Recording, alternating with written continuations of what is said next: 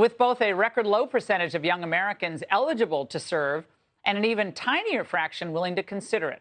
Joining me now is Stu Scheller, a Marine Corps lieutenant colonel discharged after criticizing the military's Afghanistan withdrawal. He's also the author of Crisis of Command. Stuart, this really is the chickens coming home to roost moment. I think you predicted it. I predicted it. They want the military to be like, I don't know, Harvard Law School, like a Thursday night seminar where it's no really different from any college campus. Yes, Laura, thanks for having me on. Bottom line, you alluded to it, this is not a recruitment problem. This is a problem with our senior leaders. Our senior leaders' inability to have a courage, their hypocrisy, it's affecting all other things. You would think a young American would want to raise their right hand, support and defend the Constitution, similar to your last guest talking about wanting to support and defend the Constitution, and have trust in our senior military leaders. But our senior military leaders have demonstrated through action that we can't trust them.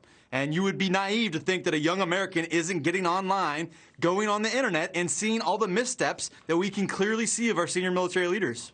I was lucky enough to be at the Michael Murphy Navy SEAL Museum opening out in Long Island today, and I had a chance to meet so many incredible men and women in uniform and former SEALs and so forth, and looking at the wall of all these special operators who gave their lives for this country.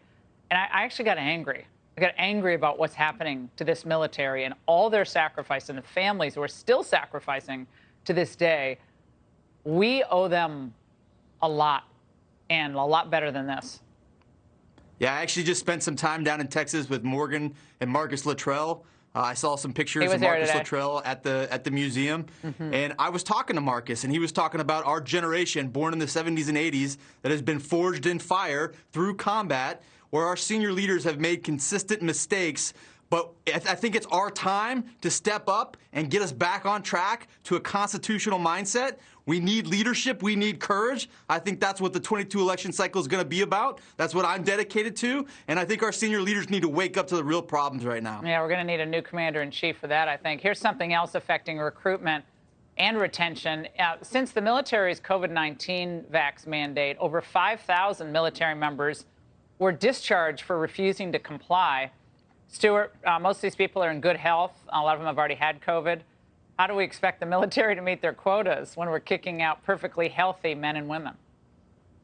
Yeah, Laura, I'll tell you firsthand that those numbers are much larger, especially if you start going in the National Guard or the reserves. You start getting into the 40 to 100,000. There's still a bunch of medical waivers that are making it hard for them to discharge. But the problem is much bigger than the 5,000 that you described. And it even is exacerbated by people coming in. Right now, we have a senator candidate in New Hampshire, Don Bolduc, a former one-star general. His kids went through ROTC and were told right at the end that they couldn't join because they weren't going to get vaccinated. And then they were told that they had to pay back the ROTC scholarship.